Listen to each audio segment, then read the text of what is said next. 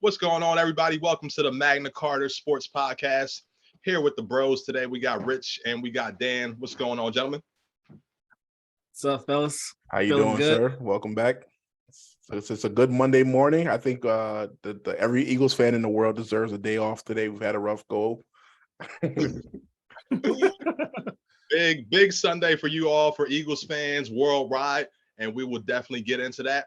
Make sure you hit that like button, subscribe as well. We always appreciate it.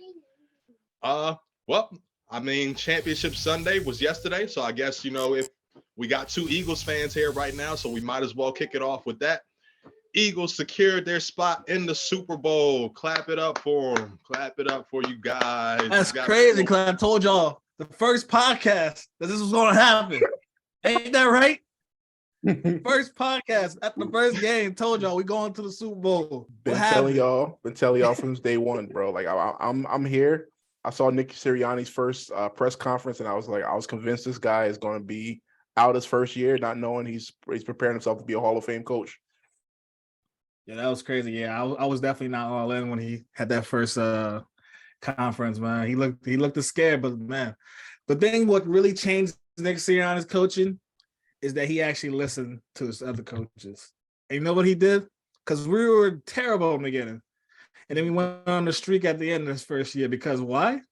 We stopped throwing the ball 40 times and we started running. You got a dominant O-line. We just listened to him. We got the players to just run the ball down people's throats. And that's how we got the playoffs last year. And this looked like that is going to be our key to the playoffs this year. Big facts. I think we're seeing a trend now, right? So like teams are starting to understand that if you get a quarterback and he hits by year one or year two, your responsibility as a GM is to go out and buy everybody in free agency. You know what I mean? Stack your roster, because you don't have to pay that quarterback for basically 3 years or 4 years. So the team has just been building and building and building.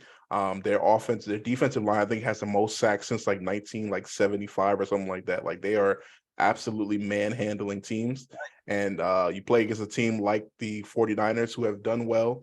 But if you're on your fifth quarterback, you're not going very far. So yeah, it was mostly a game where Eagles were able to show themselves to be the superior team, and just really flex their muscles for the most part throughout the game. Yeah, I feel like go ahead, Chris. You want to say that? Eagles fans. I feel like we get a lot of knocks. They talk about, we had an easy path. We beat Giants, we beat 49ers, but like, bro, we beat the teams that are in front of us like every other team. And the thing is, they talk about, like sometimes Jalen Hurts doesn't have an amazing game. He's not really good. They're not doing anything special. But like, what we're doing is we're taking exactly what the other team gives us, bro, and we're executing and we're dominating that way.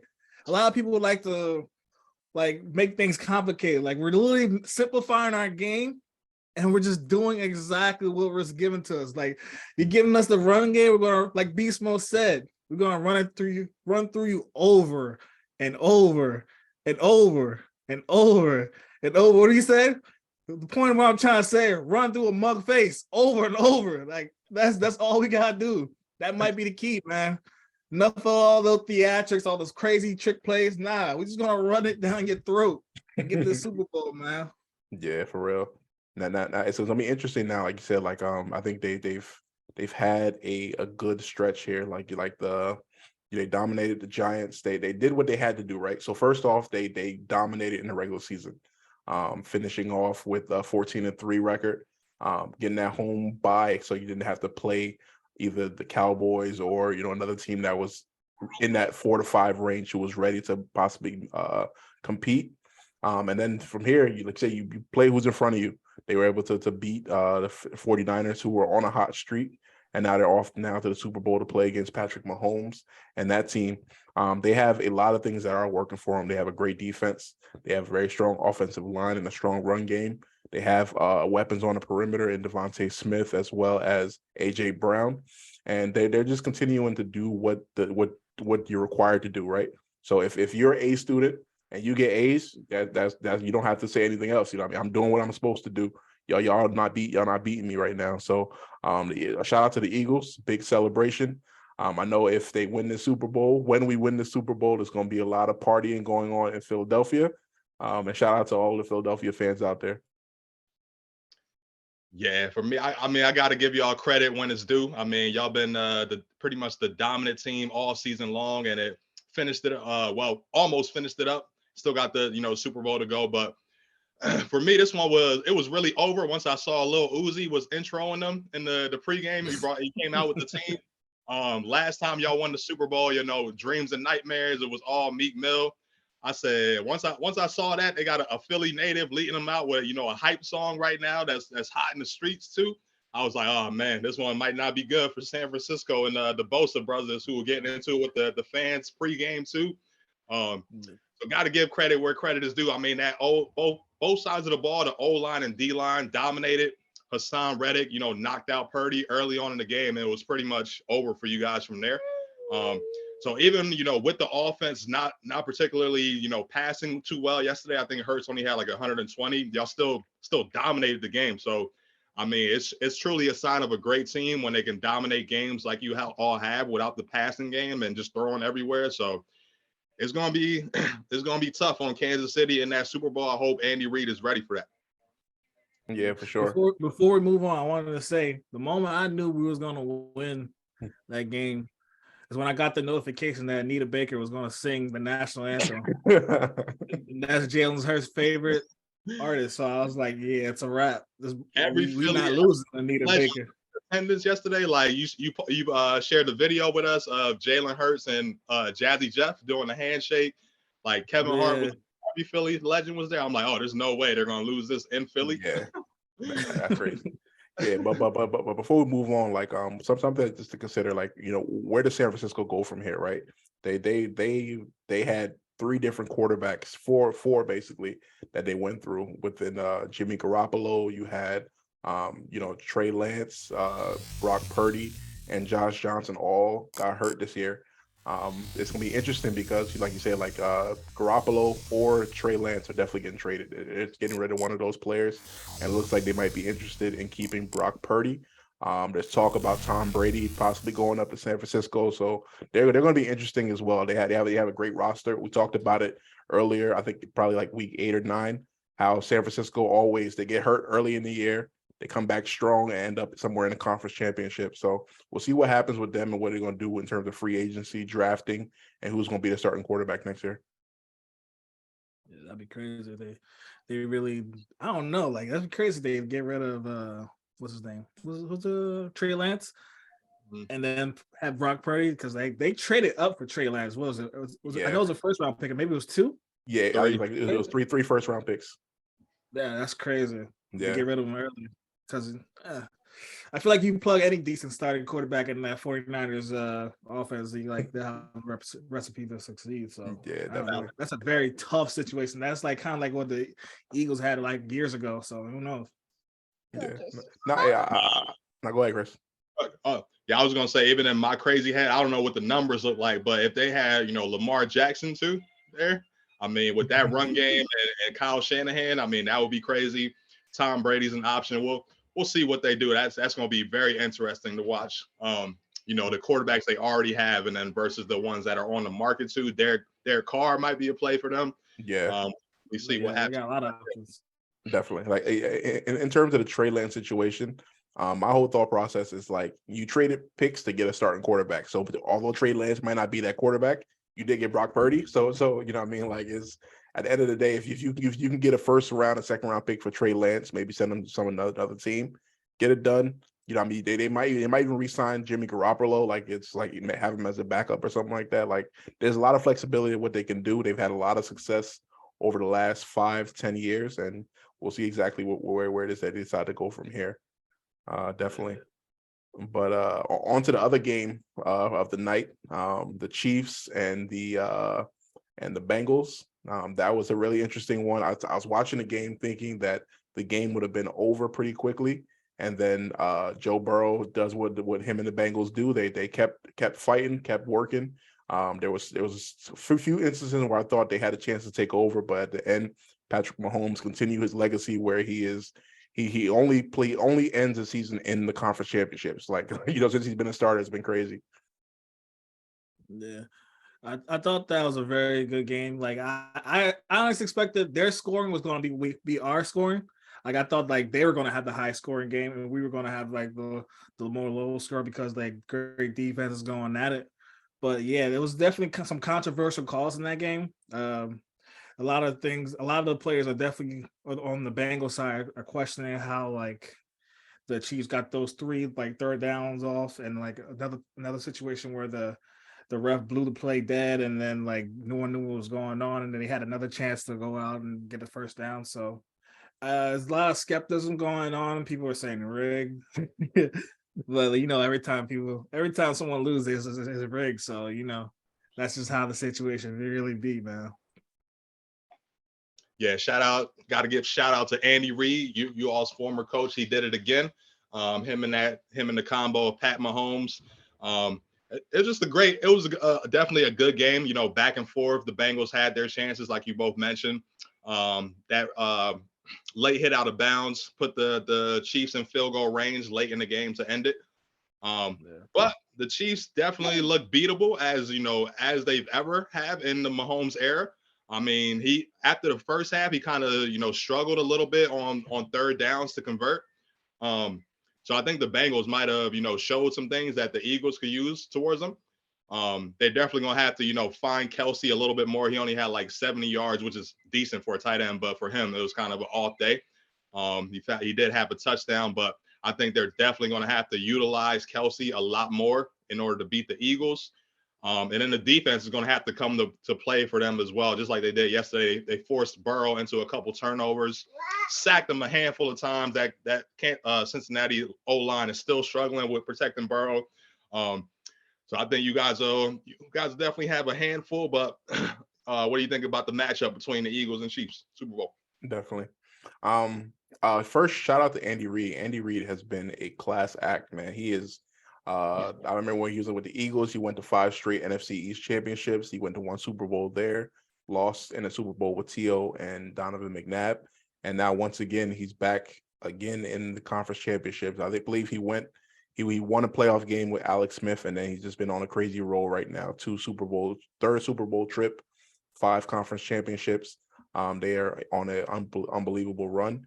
I want to see the Eagles here double team Travis Kelce nonstop. Like if you're going to lose, don't let their best receiver beat you. You know what I mean? Like if that's the case, so be it. But without Tyreek Hill, they had a few injuries as well in their terms of their wide receivers. I believe like 2 or 3 of their top receivers were down. Don't come out and let someone beat you who you know that he wants to go to Travis Kelce in big moments. Make sure that you're running clean football, that you're able to get things done. And overall, I think the Eagles team and their roster is just superior mostly to everyone else. And I think that's going to come out in that situation again where Jalen Hurts is going to make enough plays. I think the top 2 MVP candidates were Hurts and Mahomes. Mahomes probably end up winning it this year as Hurts was injured at the end of the season. But overall, I think the Eagles have a great chance right now. They get 2 weeks here up to rest up and to make sure everything is ready to go. And then once that time comes, they're just loaded on at every spot on the field. I think that this is a little bit too much for the Kansas City Chiefs, and this is ends up being a 1-2 record so far for Patrick Mahomes in this chase of Tom Brady. Yeah, I think that the key to beating Mahomes is just to muck the game up, man. Like really just gotta get dirty. You gotta get grind. Like you saw in those games that he lost against Tom Brady with the Buccaneers as well as the 49ers. Like you just gotta tackle the guy. You gotta go after him. You gotta make him scramble, especially on that ankle. Like it should be more healed in 2 weeks, but you gotta make that boy move around. He gotta fight for that. You can't just let him sit in the pocket and let him tear you apart. That's how the Eagles lose a lot. Like just letting quarterbacks just sit there back there. But I feel like our D line will definitely get after that QB right now because we're playing with some energy. We feel like that intensity. It feel like 2018 right now. Honestly, guys, I'm feeling it. I really want this for them so bad. Like they look hungry, and I feel like they really got that dog mentality right now. Like a quarterback cannot beat you while they're on their back, man. And that's how you gotta do Mahomes. You really gotta put that dude on his back all game. Put the fear of God in that boy. And then if honestly, I expect Hurts to execute because I seen last game, the game before, like they didn't really they was trying to get AJ Brown involved this game. Was trying to go deep, but I think that they're gonna work something out and finally get that AJ Brown to Hurts connection going. If that going, it's a wrap. I'm telling you. Because Devontae is doing his thing. I'm not worried about Devontae at all. I'm worried about AJ Brown a little bit. He don't got the diva quite per se, but you can tell like where he's giving up on plays if you're not like quite involved. But I also want the Eagles to get Quez Watkins involved. That boy can blow the top off of defense. He just blows past people. That's what I haven't seen the last couple of games. We gotta get Quez Watkins going, man. Because once he do that, that opens up the whole field, and then our run game just finishes it off, man. Because now they worrying about the deep pass and we just knocking them back each time. Balling. You got it, Chris? Yeah, no, y'all definitely have the horses, to make this a good game, if not win it for sure. I mean, the passing game, again, it was a little off yesterday. I expect Hurts to bounce back with that and find those receivers down the field a little bit better. This is a historical Super Bowl matchup as well. We got two sets of brothers matching up for the first time ever. You got Jason and Travis Kelce, and then you got Patrick Mahomes and Jalen Hurts, first black quarterbacks to match up. Yeah, I mean, all Super Bowls we know, both teams are good enough to win it. I think it's ultimately going to come down to the scheming and coaching. The Eagles might have a little bit more talent, but I think since the Chiefs have a little bit more of an advantage with the coaching and Andy Reid, even though Nick Sirianni has proven himself for sure now, drawing up, all type of crazy game plans and stuff that he's coming up with. But yeah, like Rich was mentioning, I think the Eagles are going to have to double Kelce. If not, I think Patrick Mahomes will be able to find him, especially in the red zone. And I'm thinking it'll come down to definitely a final possession type of game, maybe a field goal either way. Not gonna give my pick just yet. You know who you gentlemen are going with, but any other thing you guys are seeing that could determine this matchup? Yeah, I think in terms when you're playing Patrick Mahomes, the big thing what you want to do is keep the ball away from him. And I think no team in the league has that skill better than the Philadelphia Eagles with the run game and the overall ability to push you around on offensive line. They have a chance to keep him on the sideline. And what you want is for every chance that he goes out, he might have like a 3 and out, and then he doesn't get back on the field for 25 minutes. He sits down, he's cold, all these other things. He gets back in the game. They don't get another touch. They get a field goal. He's on the bench for another 25 minutes. So I think overall, they've done a great job. They've put together a lot of different schemes, and I'm looking forward to the Super Bowl. I'm looking forward to that celebration as the Eagles pull it home, and definitely we'll be looking to call out that Monday morning to advise my boss. I'm like, you know what? It's a national holiday. Eagles won a Super Bowl, so. Yeah, like you were saying, bro. Like our key to our success is going big by halftime and then just running out the clock. That's our key to success. Once we control the ball, control time possession, like it's pretty much a wrap, honestly. Definitely. Yeah, they showed a stat too that y'all have been in the lead in games like 65 or close to 70% of the time this year. I'm like, that's just absurd. So yeah, if they score a couple touchdowns too, I think that'll definitely benefit the couple touchdowns early. It'll definitely benefit the Eagles and make a huge advantage for them. Definitely. It's a lot of times too. You talk about your quarterback, right? Like the difference between like Dak Prescott and Jalen Hurts is that like Jalen's able to run. He reminds me a lot of like Russell Wilson in the early years. You're running a little bit, you make a few deep throws, and his responsibility. He has 2 or 3 throws to make per game. We don't need you to make. You don't need you to be the world spectacular thrower. You know what I mean? Like Russell Wilson's probably going to the Hall of Fame for doing what he's done. And the same thing is Jalen Hurts' opportunity here, where he just you're 19 for 25, 2 or 3 touchdowns, and just make sure you take care of the football. So again, looking forward to this coming up here, and we'll see what happens here in a few weeks. Yeah, this is for McNabb. This is for Vic. This is for Randall Cunningham. Feel me? When I take this over, we gotta do it. We gotta end it out good. And Vince Young. I forgot that dude was on that team. Yeah, Philly is they're the king of the black quarterback, so it wouldn't hurt to see Hurts win one for them too. I like that. Wow. All right. Thank you so much again for joining us today, and we'll look to come back with more fire in the future.